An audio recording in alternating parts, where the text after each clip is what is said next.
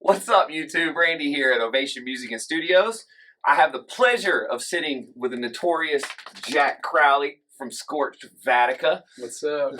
Long story short, went to see them play a couple weeks ago and noticed a lack of low end on the guitars.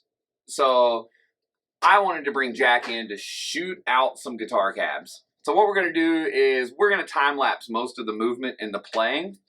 And we have a Behringer ECM 8000 model. I'll put it in the comments exactly what it is. Test mic. It's basically a flat response mic that will allow us to analyze and see what the frequency spectrum of each cabinet is. We are not worried about whether or not these cabinets have the same speakers, as all we're worried about is that we got the same guitar player, the same guitar amp, and we're trying a bunch of different size cabinets. We've got a pair of 212 cabinets. We've got a 410 cabinet, we've got a 412 cabinet, and we have a 610 cabinet. So let's see what we get. This will be a lot of fun. All right, guys, ready for the analyzation of this cab shootout. Sorry, I keep clapping into the microphone there. I have brought with me Adam Shea. We're going to see what he thinks before we even get into the analyzation. We're going to listen down. Again, we recorded two riffs, riff A and riff B.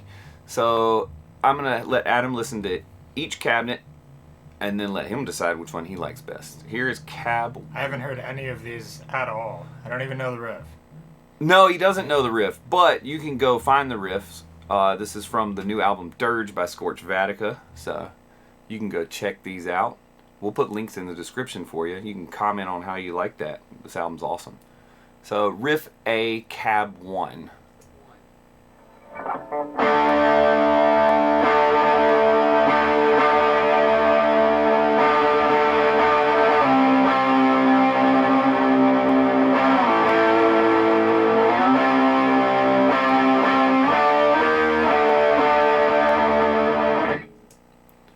Sweet, nice and full, I like that. Here is cab 2.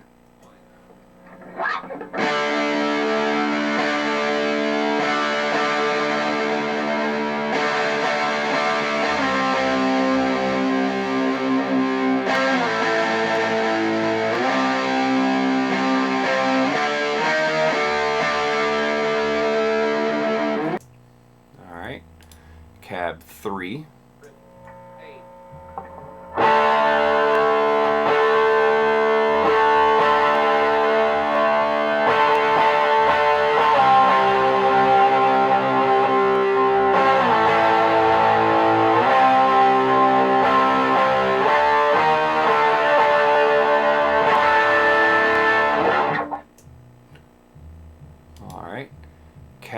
Cab 4 came out a little bit quieter, so I'm just going to level that up just to match, so it's not too far off. Alright, so cab 4 here.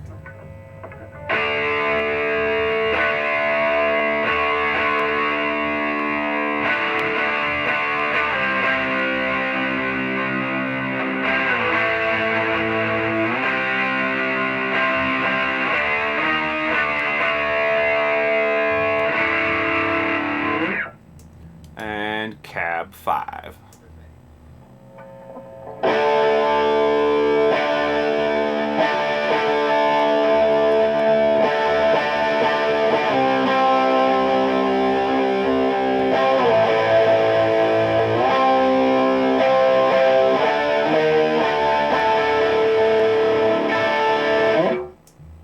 Ooh. That was the first riff we did. Nice open chord riff.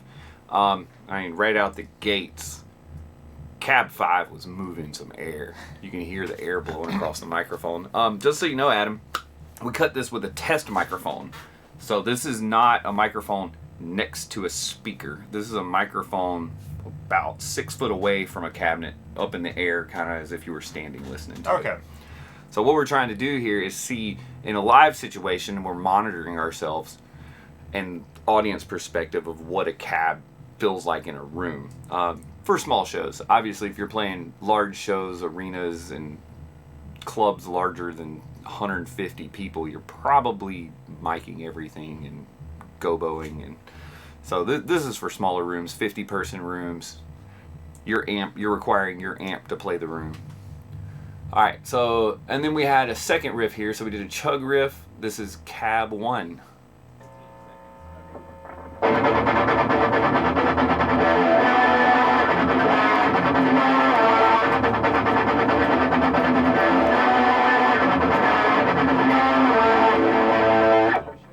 I can't help but bang my head on that riff. It's so good. All right, cab 2.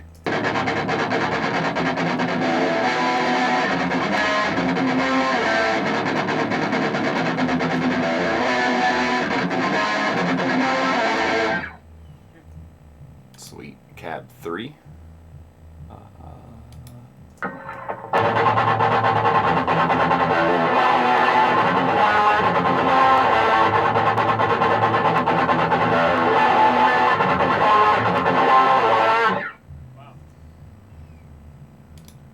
And cab 4.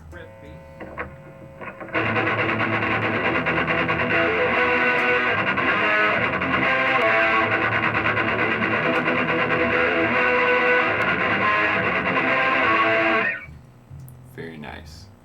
And cab 5.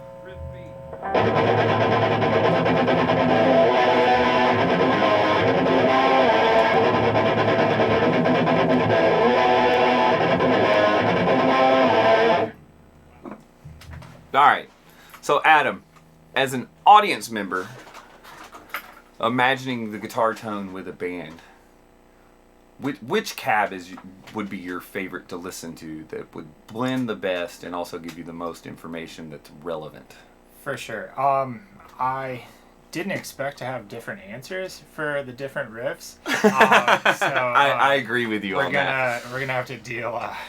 I agree. In a perfect world. I think for the first riff, 1 was actually at least my favorite.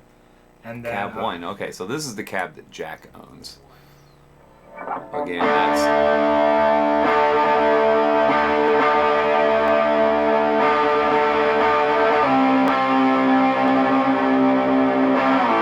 Now, I will say I found that cab quite saturated. The amp is really overloading those speakers. I don't know what those speakers are.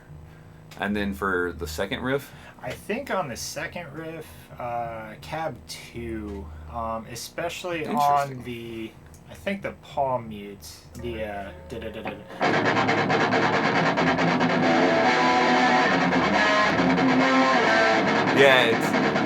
it's got the low end information, but it's tight. Yeah, exactly. It's really tight. It's really tight. I think that's definitely what spoke to me about that one, was just how tight.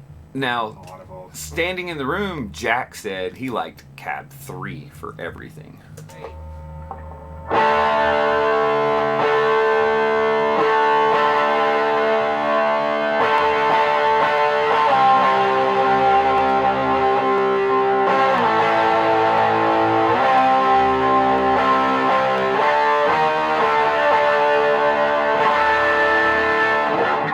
Especially that final chord. Yeah, it's really present in that cab. I will give it that one. And then the palm mutes are a little bit lower.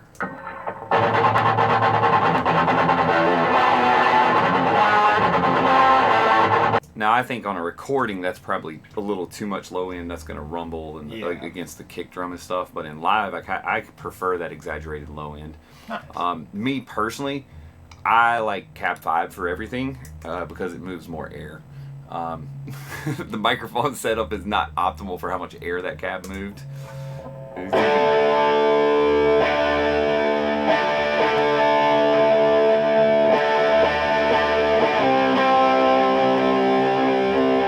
There is a drum set in the room with these cabinets, so you can hear the snares rattling. You know, it's that cab is moving air, especially.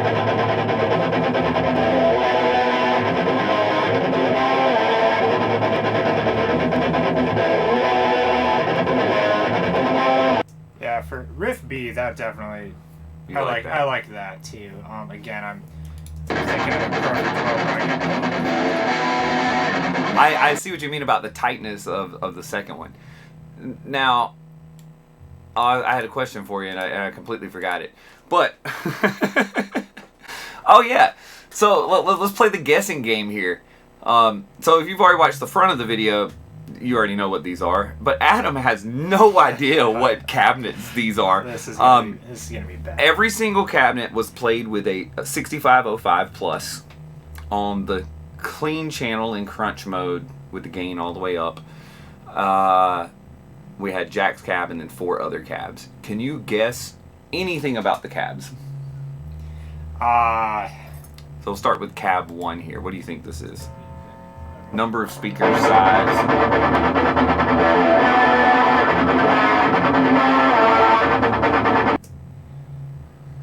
Man, you gotta put me on the spot like this. You gotta try. 2 speaker. 2 speakers, correct. Okay. You think you can guess the size? 10s. No. 12s. 12s. I don't know why. I don't even know why I went 10. I thought that was an immediate, like... Nope.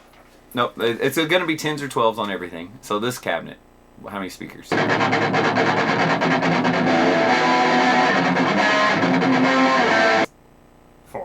4, correct. Nice. What size? 12. Those are 10s. I don't even know how I'm getting the speaker amount right there, so that's good. Hey, I'll take whatever here. This cab. I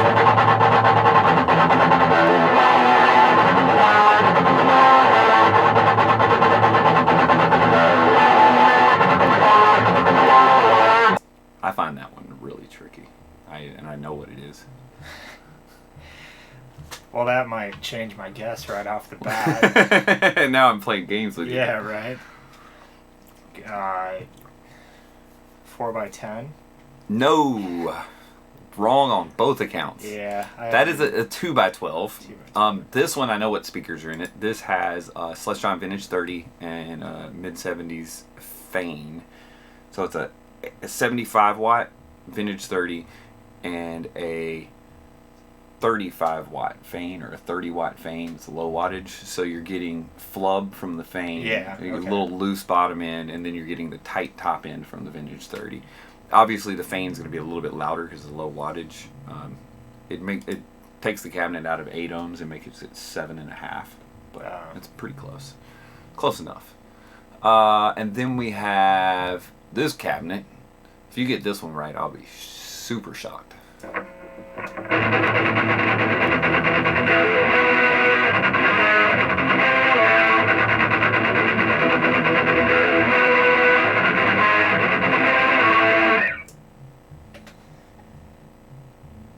Your explanation of it is, I think that's got the gears turning more than I'm like, oh man, what could it be? Like a random 1x12. It kind of sounds like a random 1x12. It's actually a 610 with only 5 speakers working. Oh. Okay, yeah. And I think something's wired out of phase in that cabinet. I will say, in the room, I did not like that one. Right, forgive me.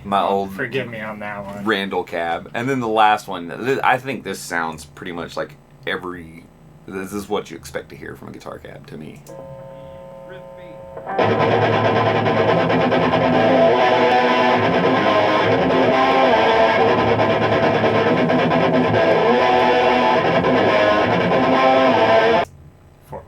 Yeah, that's that. Okay. And not only that, is a Marshall 4x12. It's almost like blatantly obvious. That one struck home for a reason. So let's take a look here.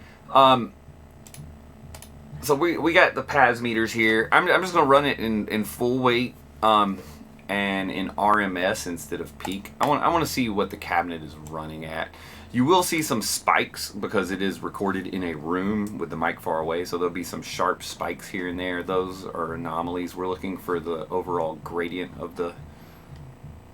I don't even know if that's the right word. Why am I saying stuff like that? We're looking for the overall picture here, not what the spikes are. The spikes could be room noise, speaker type. Let's check out riff B first, because that's my favorite riff.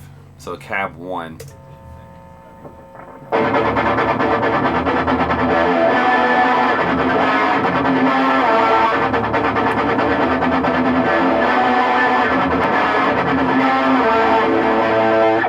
So it's pretty flat from about 60 to 2K. Oh no, that's a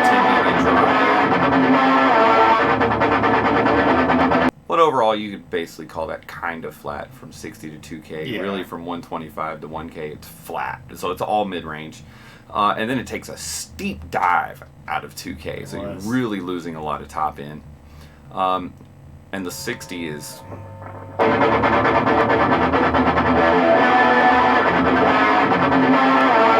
kind of spiking, but the dip is steep below that. Gradient. You said it. I like it. Look at that. Yeah, Nothing below 125. 100 hertz. Gone. But look how much longer the information stays above 2K.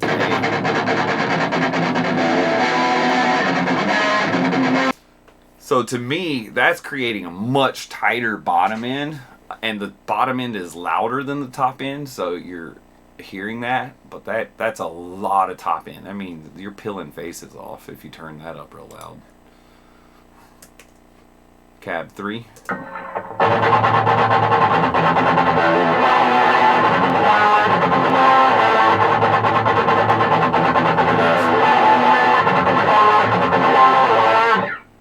It's like flubbing information down at 20 hertz. Right. That seems obnoxious. That to me sounds lower than this. No, it doesn't. The frequency of the lowness is a better frequency. I like the low end of the guitar being in this 100 range as opposed to 60. We got Ghost in the building today. Alright, this cab. And I think this one's out of phase, so I'm feeling that we're going to see some kind of dip somewhere here in the low mids. Not really. But you see the spikiness? It's a little spikier than the other ones. I'm guessing that something's out of phase with that cab, so we'll skip it. So let's see the low frequency on this Marshall.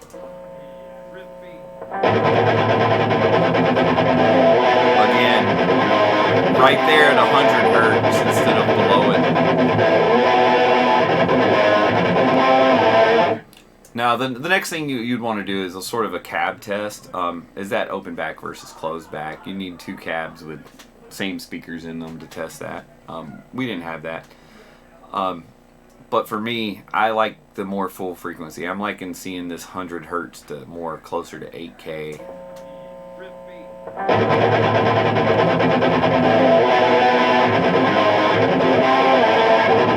Even get a little snare drum here popping up. There we go. And this Cab 3 had kind of a similar thing. A little bit drop off at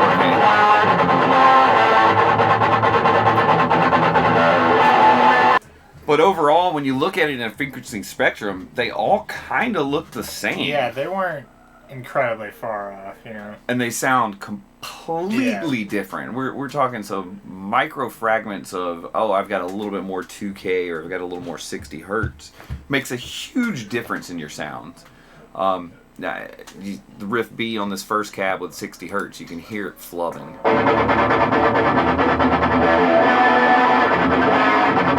And you're totally losing definition. You move that up in frequency to 100 hertz like this cabinet, right?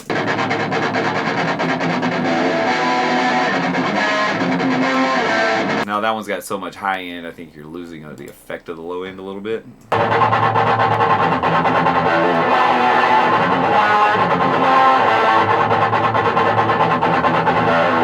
And this cab's spiking in that 100, 125 range, so, and it still sounds much tighter than the first cabinet. So that's very interesting, guys. Please leave in the comments what you think. After seeing it on the frequency, does that change any of your opinions?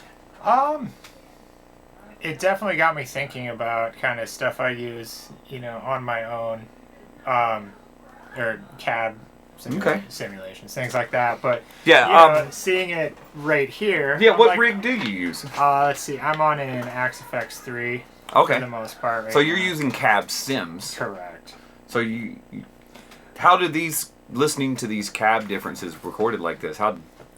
Is that pretty similar to hearing different cab sims on the XFX? If you go through and choose, I mean, one to the other, they can certainly be worlds different. They got crazy 1x4 inch cab versus, I know there is one on there, versus 1x4. Yeah. That's what would that be? That's like one of the little 9-volt battery amps. Yeah, exactly. So that may come up. So now I know with that you can tweak a little bit more. Like I could go move the mic around. Yeah, exactly. Pick different speakers, different mics. Yeah, all that stuff. But after kind of looking at it though, and maybe seeing what I liked or parts I didn't know, I mean that gives me maybe a better starting spot on what to curve, maybe what to cut, things like that. So even if I don't use any of these cabs, kind of taking away what part I liked or something about that, I mean that gives me a lot of time of tweaking on that thing. So it's bad enough already with all the possibilities. But but absolutely. Seeing it in real life, that's and we didn't even get to changing amp settings. Yeah, right. We used his live setting, which is basically, I think it's gain at max, lows at minimum, mid-range halfway, and treble slightly above halfway, somewhere around in there. And if you've ever played a 6505 plus, you're probably turned lows all the way down. They're pretty bassy. They're also way distorted. That's why we didn't use the distortion channel. It's too much for my preference. I much prefer like a dual rectifier that's high gain, but not as high gain as a PV6505 for sure, or a 5150. But what do you guys think? Do you like these sounds? Did you listen to the record? Do you want to hear more from Adam Shea? Oh, I do. Leave us comments. Let us know what you think the picture in the background is. Deuces.